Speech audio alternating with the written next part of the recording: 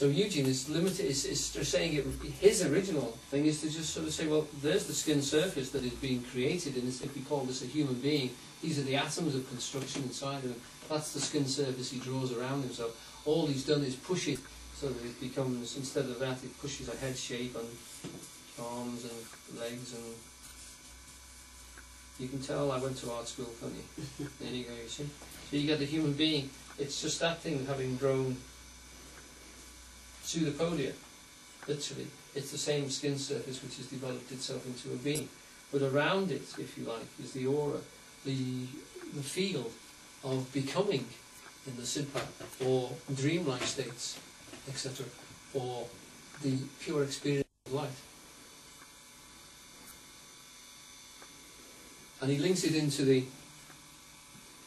states which they talk about in Hindu philosophy, the Satchitananda, the actual being states of bliss, consciousness, and manifestation. You know, that there are states of those same three levels, the same three splits.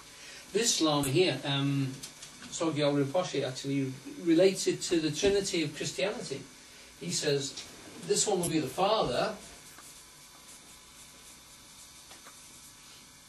this one will be the Son, and this one will be the Holy Ghost. I don't quite agree with that, and I don't think Eugene would place them in the same way. But one of the descriptions for this level here in the Chon Yid is that this is the dreamlike state, but it's dreams, it's pure truth. So that's the world created as pure, balanced forms, what we would tend to call the Logos, the heavenly state where everything is in perfect, rational interpenetration and everything is logically sequenced. In the real world, you can pull things out of their true nature. You can force something in the real world. You can pull the two things together and glue them, force them, hold them together when they don't naturally belong together.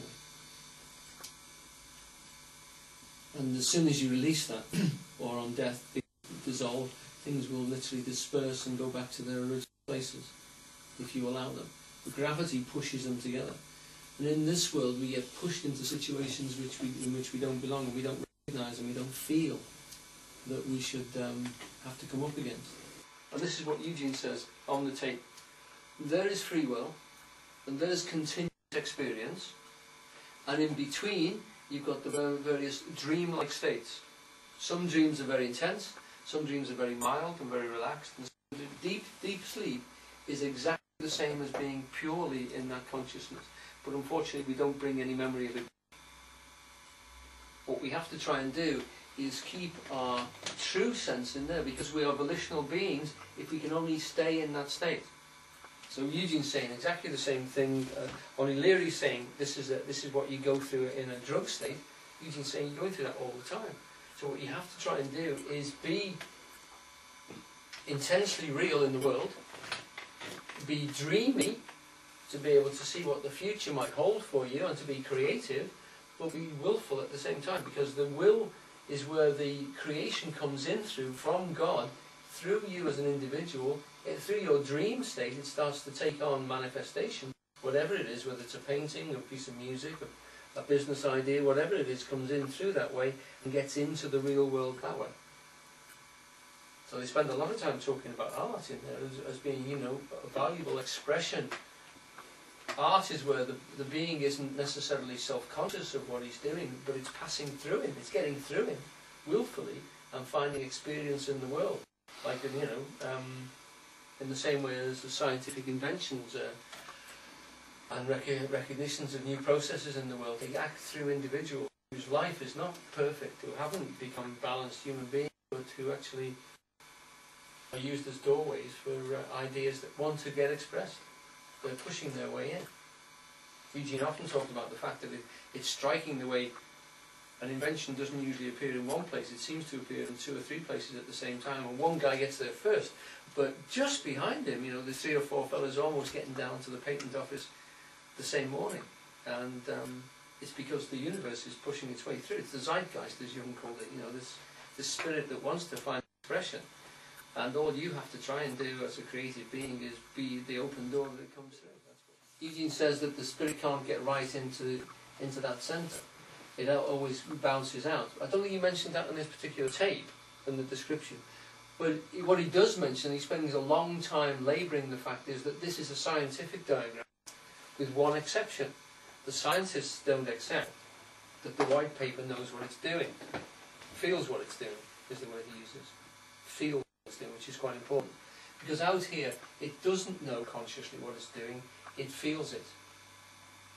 In here it knows because it's made it into a very strong form in which the feeling has got so much resistance, it can feel the shapes and the forms of it. Here it's very gentle, so it's too slippery to actually know very in a concrete sense. And out there it's just sheer gentle will. And we at that level should be able to feel impulses coming into us at that very subtle creative level right the way through. If we can, then we're complete beings. Or as the Bardo Thodol will say, if we can, death holds nothing for us.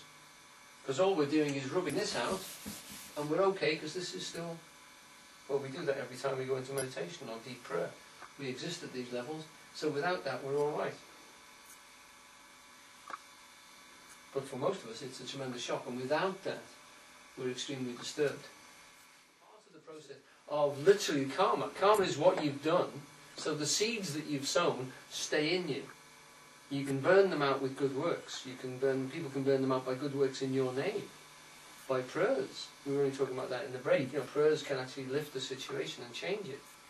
But it takes a lot of work to do that. What they do say in that is when you go into that Bardo state, the first one of the pure light, it is such an opportunity to lift yourself. Even if you can't hold on it, to hold on to it for a while lifts the whole of you. It sort of burns the seeds, it stops them from producing the processes inside of you.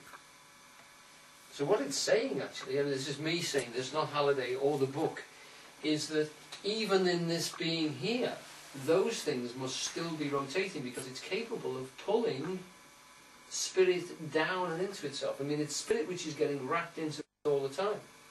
So it must have a pull, a gravitational pull, that is capable of drawing in spirit, which isn't self-reflexive.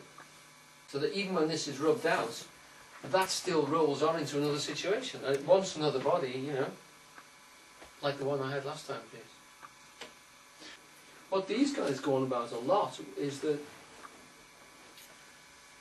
what we seem to have lost sight of, certainly in the West, is that death is quite an unusual thing. It's the big taboo. You know, you can say what you like about sex, you can see films about it, but death is always treated in a peculiar way, and it's an unnatural state because we would normally have been coming across it all the time. I mean, I remember somebody saying that even for somebody like Shakespeare, he would probably pass on his way to the theatre. He would probably pass several bodies lying in the gutter.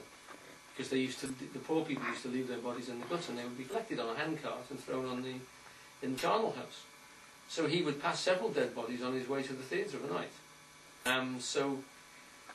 Plus mounds of sewage as well on the way. We tend to consider the sophistication of these people, but also the fact that their roots were very clearly sort of established in the world. They knew what death was. It was happening all around them. They could see it any time they wanted to. You know.